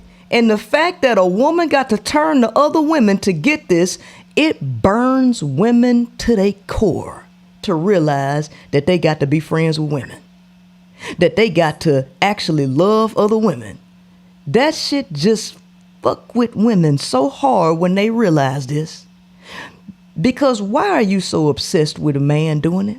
I'm really trying to understand this. Why are you so obsessed with a man giving you love? It's real simple. Sex. No matter how you slice and dice, that's what it is. Sex. Can I be honest? Mm-hmm. That's how I got hooked. That's what drove a lot of, and let me just say this. I mean, I let me speak to, I there was many times I had pure desire. I still I don't have a desire. I don't let me just say this. I don't feel a desire for a man. I feel desire for myself, and I feel desire for community. I feel desire for God. Mm-hmm. You see what I'm saying? I Mm-hmm. don't, and it's not that it's just this is I don't desire men like that. It's not, I'm not inspired Right. by the male species to go into that. Like I've been there. You know what I'm saying? I know what that's like. You know what I'm saying? And I'm not, I don't hate men or anything like that. It's just I have found so much in community, so much in God. Mm-hmm. Even some of my male connections, it's because they're God-centered. They even denounce their own manhood, if you will. You know what I'm Yeah. saying? That they've identified with and was conditioned with. They, you know what I'm saying? They're very rare species, okay? But I just remember some of the men that I was messing with, it was because of the sex. Mm-hmm. It was kind of the sex. And this is coming from, and let me just be real with y'all. This is coming from someone who operated from the good girl doctrine. I'm a good girl. I'm special. Uh-huh. I know how to cook. I know how to clean. I'm independent. I'm wise. I know a lot. I'm pretty. I know how to dress. This is the ego You talking, know why? okay? And you know what's so Why wouldn't funny you when you say that? You know what's so funny about that when you say that? what? Because I'm What? almost certain that you did not see my last show. I'm 99.9% sure you don't even know what my last show was about, do you? No. Oh no, no, no, no, no, no, no. Cause listen, I'm gonna cuss at you. Cause girl, I saw that goddamn title. I saw that goddamn title and I was like, oh, I'm saving this. That wife is a Hulk girl. I could smack you through this phone because I was like, this girl is too much. I was like, I can't wait to watch that. I can't, because I was like, I already know where you're going with it. But see, here's the thing: it's that ego that I know how to give head, I know how to do this, I know how to do Ho! all of that. Straight up ho! That's the whole Like, mentality. why can't you choose me? I know how to cook, I know how to clean, like I know how to pray, I know how to. That is the narrative of what my ego told me. I can confidently and unashamedly say this out loud, not Right. because I'm transparent. It's because I don't give a fuck no There more. you go. I won the war within me. The only perspective that matters to me is mine, because I know what it feels like to hate yourself, to see yourself in a way that you're embarrassed and ashamed of. And you got to figure out, how do you love yourself out of that Right. to make different choices? You see Right. what I'm saying? So it's like, when we talk about the reason why women will stay with a man or want to fantasy of a man is because you want access to the sex. And now that I that's can that's a whole mentality, and that's why And then men. and what did you saw what did you say, the Lulu juice? Yeah. Then you become delusional of this fantasy of what could be the potential of this man. Yep. And I'm not gonna say you, me. I did this. Yeah. This was my life. This is what You know what everybody I like. mean? Everybody, any woman, listen, let's just keep it a buck. All of us was under the Lulu juice at one point, right? All of us were hoes, right? Tell Because them what we the did, Lulu juice is. yeah, seminal fluid. For those of y'all who don't know what the Lulu juice is, it's just a way that I refer to seminal fluid. Any woman out here having sex with a man is a hoe. As simple as that. Because everything that you're doing is to get attention and validation and acceptance from that man. And you willing to gut yourself out to get that attention. That's exactly what hoes do. They give over all their resources, they get a money, they labor, and all that over to a man just to feel like that man accept them. All y'all hoes. Everybody. So as long as you fucking, you a hoe. Married, girlfriend, actual hoe, thought, jumping from Peter Wacker to Peter Wacker, you are a hoe. So the only way that you can win this game is to stop fucking and start becoming a value and deal in community. That's it.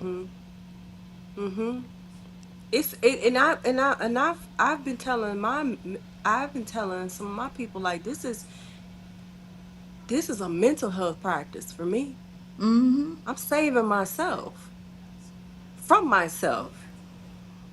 You know what I mean? So it's and this is, like I said, I'm 2 years in the centering man. I am not a master in this. I am a master student. That's why I can humble myself, but before this militant uh conversation, this militant ministry that you stand for and you express, Princella, because I need that. I know what it's like to listen to the women who are nurturing, and they, like, I have those women too, but I know myself to know I need somebody to talk this shit real to me. You know what I'm saying? And Right. raw to me, so I can really home just keep my focus Right. on myself. You see what I'm saying? If I give into, like, I can't listen to some women, and I'm not saying this to make this a universal approach for y'all who's listening, but for me, I can't listen to women that's talking about the ideals of men or what's possible with men. I can't entertain that in this season of my life because I'm so fresh into this decentering process. I can't entertain, oh, well, one day or someday a man can't, like, no. I am the man of my dreams right now. It's not about anti-men, it's about pro-self, pro my God-given purpose. I see what I do in the world and how he's transformed people in their lives. But this don't come easy. Even though creating it is easy, this stuff has to be channeled. I have to be in discipline to my spirit, to my intuition. That's a art. You feel me? So it's like the sex thing, and I'm a very sexual woman. I'm very, like, one thing nobody told me, when you start getting into that healing, creative energy, your sexuality is, you know what I'm saying? Nobody told me that, but that self-discipline, that masculine energy, that masculine mastery reels that wild femininity in to channel it towards the things that you want to give life and growth to. And that's what I've done. I've done it for my music. I've done it for my stability. I've done it for how cultivating aligned friendships and alliances. I've done it for being consistent in working out, moving my body. You know what I mean? It's like, this, my life has become my husband and my children. It's like, I know now that I don't want that. I'm not wifey material. I'm raising the child within me. I'm raising the woman in me. I am developing union between my own masculine and feminine energies. I ain't got time. No, no, no, no. Y'all, Absolutely. no. You feel Absolutely. me? So, Absolutely. We all need to understand that we have those energies within ourselves. A lot of women shut yes. half of themselves down and they so desperately want a man to replace the masculine energy that's supposed to be within themselves. Right? And Yes. so Yeah. women got a lot of learning to do. Women have a lot of work that they need to do on themselves. And there's a small window for people to rise above because we going into a new frequency, a new state of We are. consciousness. We're And in it. those who refuse to rise will get left behind. It's not a Right. question. It's not a if and or but, right? And so I am happy to be one of the light workers working for the divine creator, right? Because that's the goal here. And the key is to get to women because that's who it all rests on. It all lies on. Yes. It does not lie on man. It lies on woman, right? And so even with my teachings, a lot of women could not rise. Most women, all they want to do is sit here and talk about men all day. All women want to do is blame men all day. Women want to be able to act on their sexual fetishes and then put all the responsibility on a man for the consequences of her acting out her sexual fetishes. Women do not want to own and level up to any form of accountability, right? It's all fun and games when you call the men out. When you call them out, it's like all hell break loose, right? But you cannot rise without pointing the mirror where it originates, the woman, right? Women are actually more sexual than men. Mm-hmm. And it's crazy because the man has his sex urge is purely physical. A woman's sex urge is totally delusional and it's mixed in with a whole bunch of crap. And all the studies show that women do not have to be as sexually reckless as they are. All the studies show that women are acting out sexually in a completely delusional manner. Women ain't getting no orgasms. 80% of their ass ain't getting no orgasms, to the point that most of these straight women ain't even watching straight corn. They actually be watching lesbian corn, getting turned on by everything, and they be the main ones lying, talking about, I am straight, I am strictly ickly, but they be sitting up there watching lesbian corn. Women be lying they ass off. So they ain't getting orgasms. They be watching lesbian corn. It take men on average 5 minutes to reach orgasm. On average, it takes women 14 minutes to reach orgasm, right? Women running to the doctor trying to figure out why they ain't getting no orgasm, and the doctor got to tell them because sex ain't made for you. It's made for the man. So if you want an orgasm, then you got to bring in toys and you need to get your partner to use their mouth. Like, women...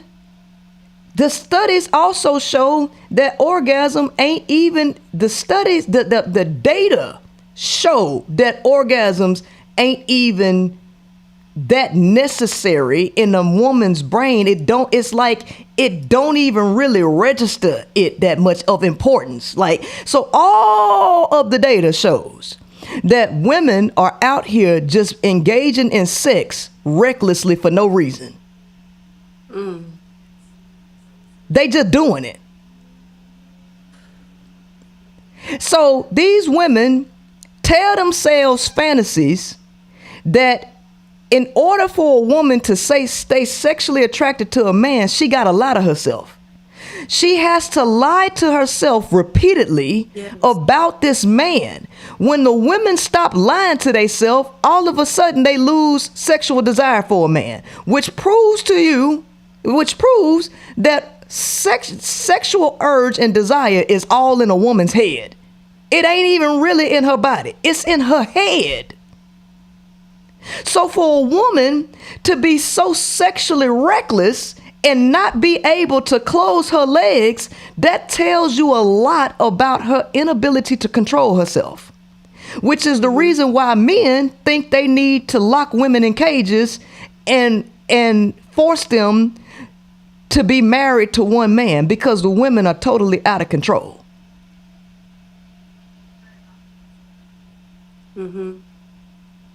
Like, so in order to elevate society, you have to penetrate the woman's mind about the truth, because if you don't, she gonna tear the whole damn world up, which is already happening, because women want to cheat back, birth more kids that they don't know how to raise, all because they want sex. And it doesn't make scientific sense why she's so sexually out of control when her brain is wired to have more control over impulse. When she go ahead. Go ahead. No, finish your sentence. Yeah, she's wired to have more control over impulse and to be more selective, and she ain't getting no orgasms. It don't make logical sense for why women are so sexually out of control.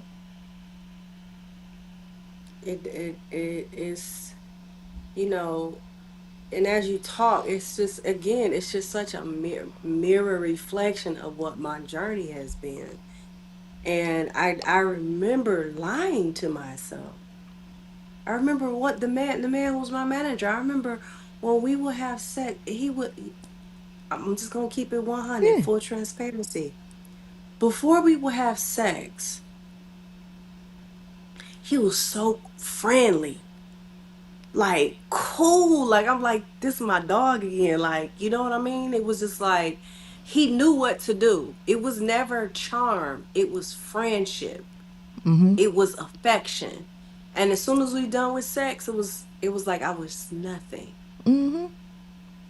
I had to psychologically psych myself out of processing that as disrespect. I had to lie to myself because I wanted to maintain a connection. Okay? Let me say this. It wasn't just the sex. I wanted connection. But where the lie was, the connection I'm supposed to be having with myself and with God, I was projecting on someone who was disrespecting me and did not value me at all. I didn't really give this man even the opportunity, and I do not want to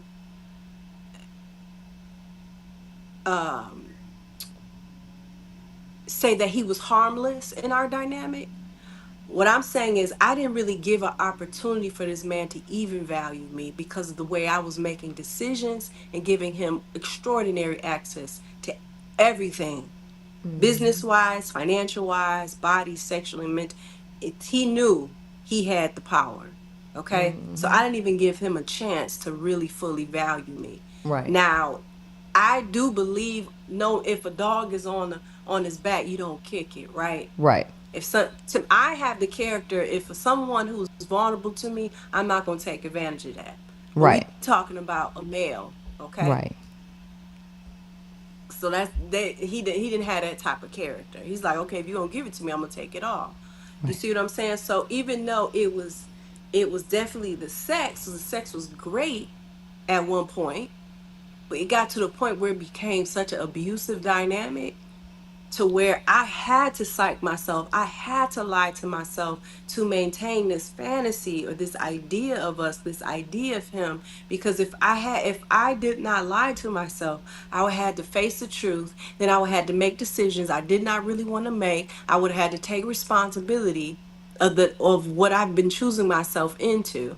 You see what I'm saying? And the sad part is, Priscilla, as much as I've forgiven myself, the sad part is not only me, but so many women are willing to risk the call of God on their life, the gifts, the divine gifts on their life, just for a man to choose them, Yep. just to feel touched, just to feel this facade of connection, this false sense of connection and safety.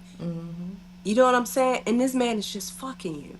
He's Yep. masturbating with your body. That's That's it. all. That's why. That's That's it. it. That's it. And that's why all women are hoes in the mind of a man. That's it. Because that's really all you are. And so this is why a man say respect yourself. You can't, there's no way in hell that you can respect yourself if you willing to give your body over to a man who really just out to use it, who don't actually have love within himself. He ain't capable. You can't value yourself. This is the reason why men value virgins, right? Because you ain't never been touched by no man. The moment they touch you, you become violated. You lose your value because they know what they doing to you. They know what they think in their minds. They know that they're desecrating you, right?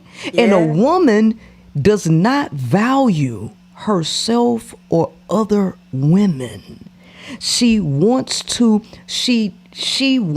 come out of heaven into hell. This is why God allow women to go through hell, because you don't value the sacredness of the divine. And in order for you to truly value the sacredness of the divine, the woman, the Creator allow you to go through hell in your lower self until you find your way back. Absolutely. Because you need that. You need to get knocked up you need to get your head knocked between the washer and the dryer. You need to have your body dragged down to hell because you don't value divinity. You don't value peace. You don't value righteousness. Mm-hmm. You know what I mean?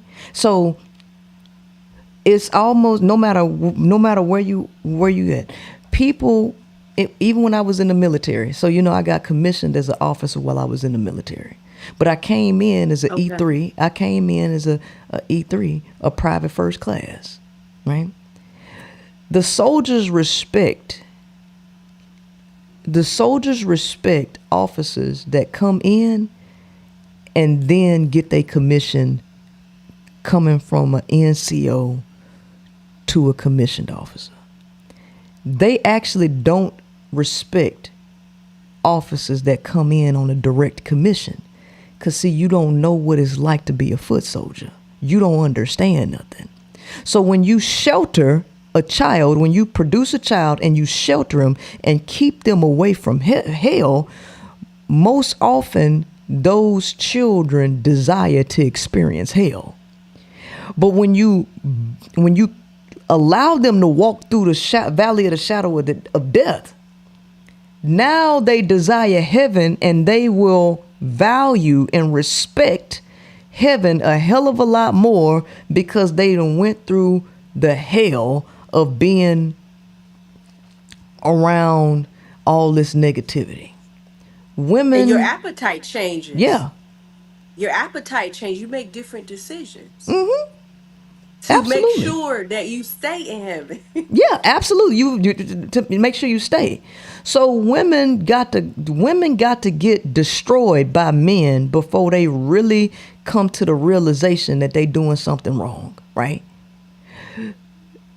You will never experience heaven as long as you carry a vengeance and a hateful spirit with your sister. Because ain't nobody an island. We live in an upside down world. We got women chasing men when it's supposed to be the other way around. And women ain't even supposed to be touched by men. So women got to figure out how to get themselves back into a right side up world where they look at each other not as competition. All the men see this.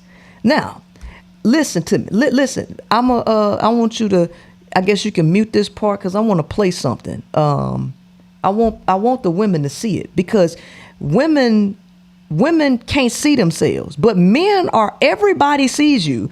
The people on the outside looking in, they see you.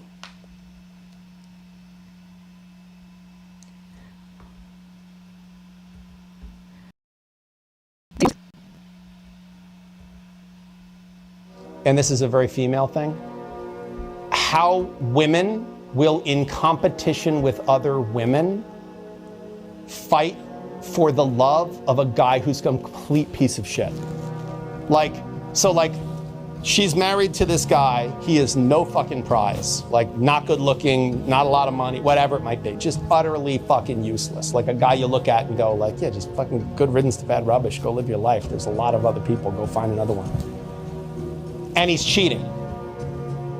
And instead of he's cheating, so I'm out, it becomes, all right, well, I'm gonna win this battle. And then the girlfriend is like, no, I'm gonna win this battle. And they're both fighting over this fucking dumpster fire of a man. And you're looking at it going like, this has nothing to do with this guy. This has to do with you wanna win. Like, you wanna win over her. You wanna win the beauty pageant or whatever pageant it is in your mind, which to me, these two women should both be like, fuck this guy, and both split. Like, but there's something about like that woman versus woman competition for a mate that is like, whereas men, I just don't see that as often. Like, if a man's woman is cheating on him, he's not gonna be like, well, I'm gonna win her love back. He's like, fuck her, and that's that. He's out. He's out. Everybody sees you. And somehow you don't think that anything is wrong with this. Everybody sees that you're a problem, that your competition amongst each other is based on pure ego. This beauty pageant shit that you got going on in your mind. This competition amongst women has totally destroyed the entire world. And women think this is cute. But men don't do this. Men, they have a level, I don't care what a woman say, men have some level of dignity about themselves. And they both will just run a train on you. Whereas you trying to fight to be picked. This is a real problem with women, because women hate themselves with a passion. And that is the problem ultimately. And that's the reason why Arthur Schopenhauer says men are just merely indifferent to one another, but women are enemies by nature. We cannot get to a level of divinity when women's natural disposition is hatred towards other women. This is a real thing. This is very real. And the hatred that a woman has for other women is the hatred that she got for herself. Mm-hmm. Mm-hmm. Mm-hmm. Yeah, and I grew up seeing that a lot. Like, women hating each other. You know, I grew up seeing that a lot, and I can't say that I saw me hating women, but I did see myself not value us as sacred beings. Mm-hmm.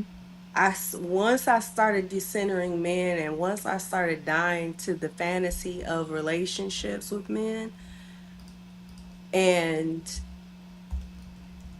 the quality of sisterhood that I experienced was like a dream come true. A dream come true, because it wasn't just girl trips and we go out for drinks and we get cute. Like, it wasn't that surface level sisterhood. I'm talking about someone who can meet you in a spirit realm and help you break some strongholds. Right. You know what I'm saying? I'm talking about women who are so in tune to spirit, they'll come and bring you groceries or Cashapp you. You know what I'm saying? I'm talking about that deep type sisterhood where it's a God Wi-Fi between you. Right. You know what I mean? That quality of sisterhood turns you out.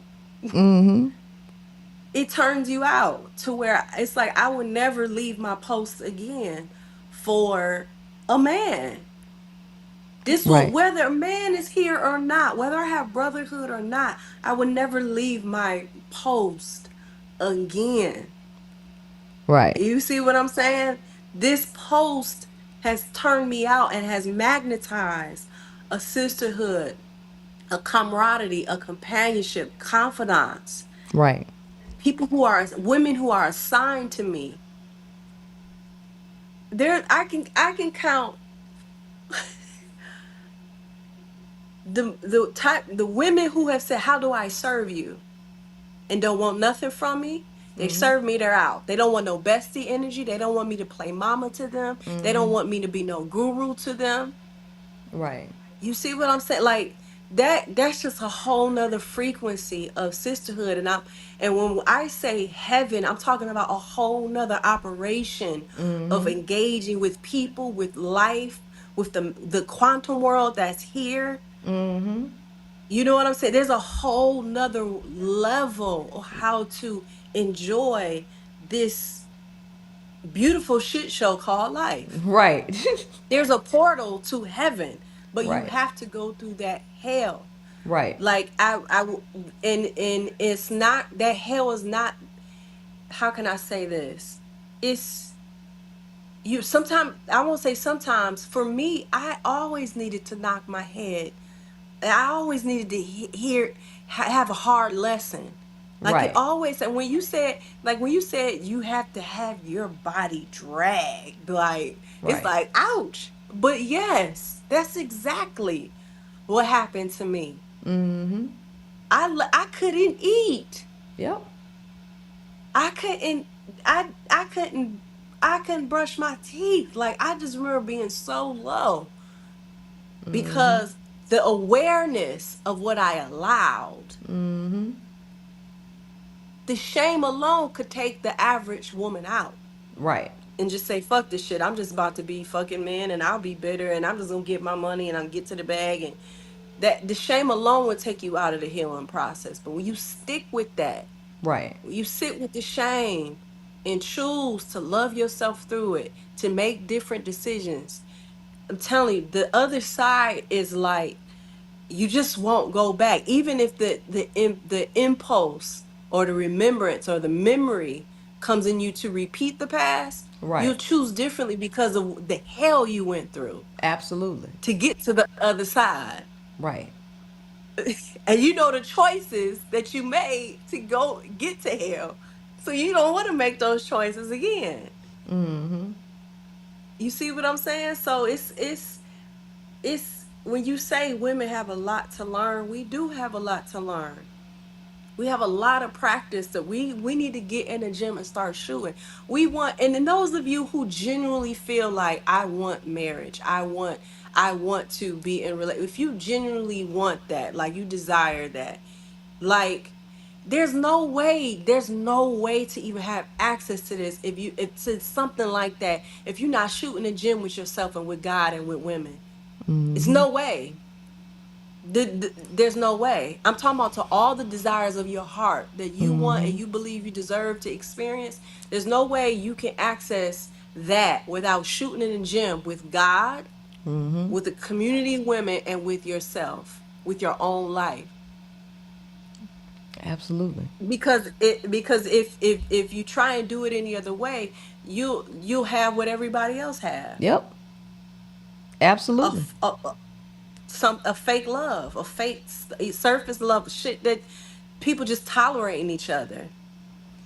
You know what I'm saying? And it's like we already got systems that oppress us. We already got that. We don't need relationships to oppress us. Who wants that? We don't need a self that oppresses us. We don't need our own choices that oppresses us. We need to free ourselves. Absolutely. Absolutely. You know, this is a spiritual war. We fighting a war of principalities. Absolutely. Absolutely. So I want you to talk about your upcoming single that you about to get ready to drop. FRFS on the 1111 album, Yes. is that right? Yes, it's my first time announcing it. Awesome, awesome. Tell us a little This bit the about it. only this the only platform I'm announcing it. I'm not sharing it. You just gonna see it on 1111 on my Instagram. Awesome. So Find My Rhythm after systems is you would think that it's about the government or about no, we're talking about I found my rhythm after systems of ourself within ourself. The greatest war, the greatest system that oppresses us and imprisons us is our own self-hate, our self-doubt, our own trauma, our own self-shame, the self-critic, the self-bully. Those are the strongest systems that enslave us. And once we find our rhythm and transcend those systems, conquer those systems within, you get to live heaven on earth. Absolutely. You get to live heaven on earth. And not only do you get to live it, you get to choose it as many times as you need to. You get to choose it every day. I choose a heavenly way of thinking. I choose a heavenly way of engaging. I choose a heavenly way of choosing, of eating, so on and so on and so on. And so Find My Rhythm after system is all about, it's not about any anti-external systems. We talking about the inside job. We talking about the systems that's on repeat within the self. Absolutely. And so this is what this song is about. It's self-advocacy. Well, I'm glad to hear that. I'm glad to hear that. Can't wait to check that music out. Can't wait to check that music out. Well, Yes. I I want appreciate. to I want to thank I want to thank you for having me, and I want to thank you for what you've had to go through to show up in this way, because it's not popular, it's not trendy. It's very trailblazing the way you show up, the way you're in your full expression, authentic self. It challenged, it spoke to like literally, like not to be cheesy, but it spoke to the queen in me to rise in specific areas of my life where I wanted to be weak in, to shrink myself in. And you called me to the front. You helped call me to the front. The whisper that was calling me to the front wasn't working. Right. I needed a stronger voice, and you have been such an ally to my journey. And I'm just grateful to just be in an alliance and allyship with you, with champion women taking their rightful place, in their sovereignty. So we can really do some real shit on this planet. So thank you for everything that you do. Thank you so much. I totally appreciate you. Thank you so much for coming to visit me, and I Yeah. will I will get back up with you. We're gonna have another live her Yeah. myself November and 8th. Docs November 8th. So this is gonna be another conversation that we're gonna be having. So I look forward to having that, and I hope y'all show up and see that as well. Yes, thank you so much. Thank you so much. Did you have anything else before I let you go? Well, if you guys want to get closer to the message of affirmation music, how I show up and create spaces for other, you guys can find all that information at iamtonyjones.com. Awesome. Toni Jones, thank you so much. I hope you have a good night, Thank sister. you. All right, rest well. Peace. Thank you. Bye bye. All right. So that was Toni Jones. We gotta You know, we gotta thank our sponsors. You know what time it is. You know, we gotta thank our sponsors, and we gotta do our trivia question. Wait a minute, I ain't even programmed the trivia question. My bad. No trivia question tonight. But let's go ahead and do our thing and let the sponsors have they shine tonight. Yeah. All right, let's see who we got. We got money sticking in the air. Yeah.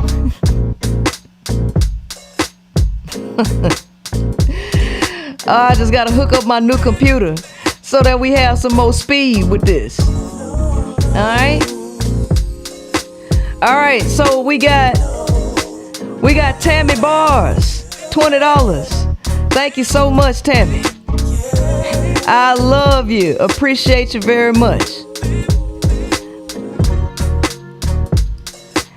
Eve Summer, $5. 50+ year old here and learning from the Queen Maker. I'm so thankful for you. Sun Goddess, $20. Queen, you are preaching tonight. Thank you. August GIF, $50. Thank you so much. I appreciate you.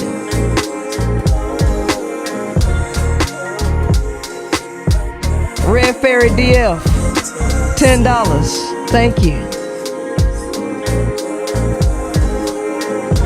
Candy Cane Lane, $10. Thank you so much. Showing love to the show always. 100, the Ark. Eve Summer, $3.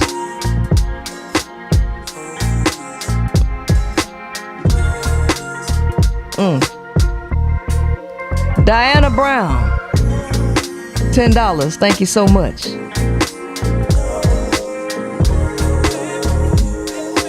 WB, $5.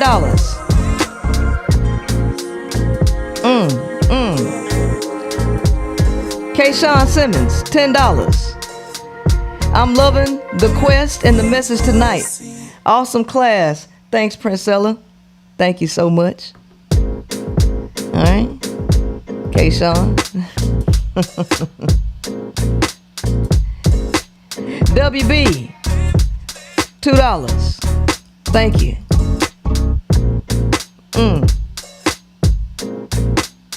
Dr. Quantum, $5. Thank you so much.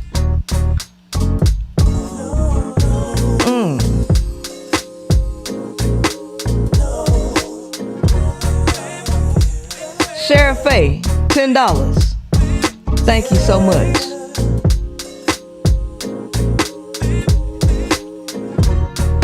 Jennifer Nina, $10. This is such a powerful live. I have never experienced information like this real. Thank you. Fantasy. The last shall be first. $20. Thank you so much.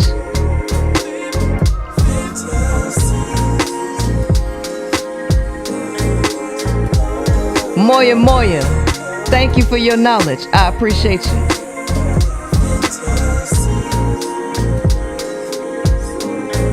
Behind the Canvas with V, $8. You changed my life. I'm forever grateful for you. Much love from Toronto. Thank you so much.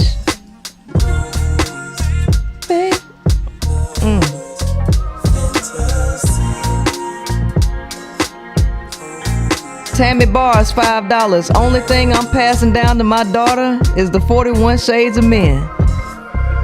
Thank you.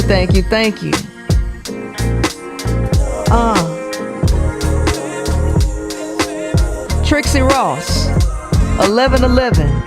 Thank you, Princella. Stay blessed and highly favored. Yes, indeed.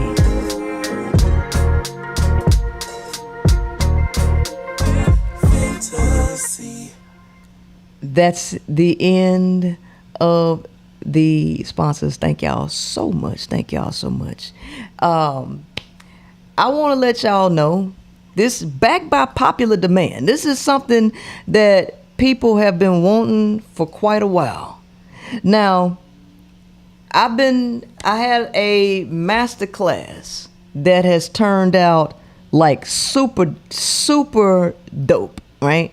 And I'm very excited about the turnout because a lot of people have been looking forward to that, and I was able to give some wonderful information. But at the end of that, I offer an opportunity for people to come to my Love, Men, and Manipulation Decoded workshop. This is something that women have been asking for a while. I have not done this workshop in a couple of months. So now it's backed by popular demand, and it's a 3-day workshop where I break down the understanding of the 5 components. I tie that into male neurology and male biology, and then I use that all to help you decode manipulation, so you can see how it all works going hand in hand. Now, at the end of this show, you'll be able to check the link in the comments, so you'll be able to register for that workshop. It will be held virtually December 2nd through the 4th. It is a 3-day workshop. This workshop will change your life forever. You think 41 Shades of Men was something, you ain't seen nothing yet. That's all I can tell you. You ain't seen nothing yet. So make sure you come to that. It's the best thing since sliced bread. All right. Well, I would take phone calls tonight, but instead I would just rather y'all marinate on that. And I just want you to stick around so you can see the end credits and see your name one more time. For everybody who joined as members, welcome to the ARC. For everybody who sponsored the show and left super chats, thank you so much. I will see y'all next time. All right. Peace, love, and happiness.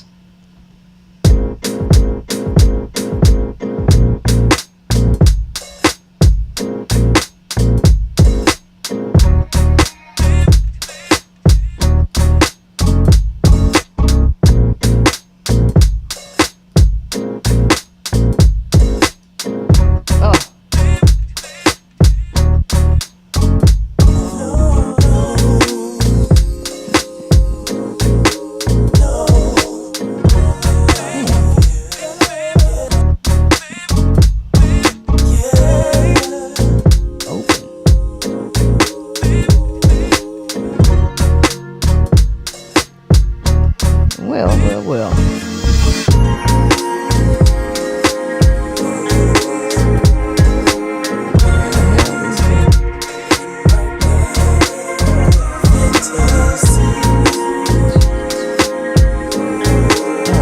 I gotta plug up my new computer.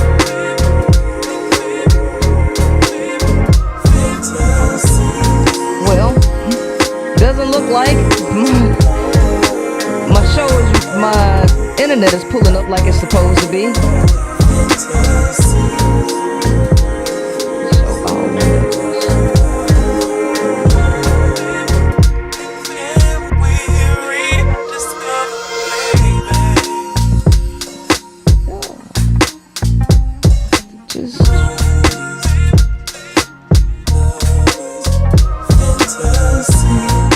All right, there we go.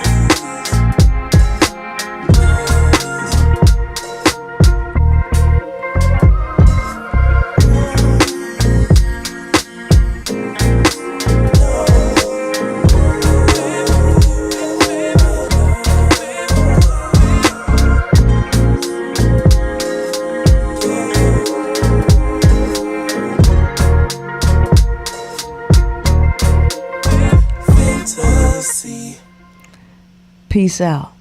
Have a good night.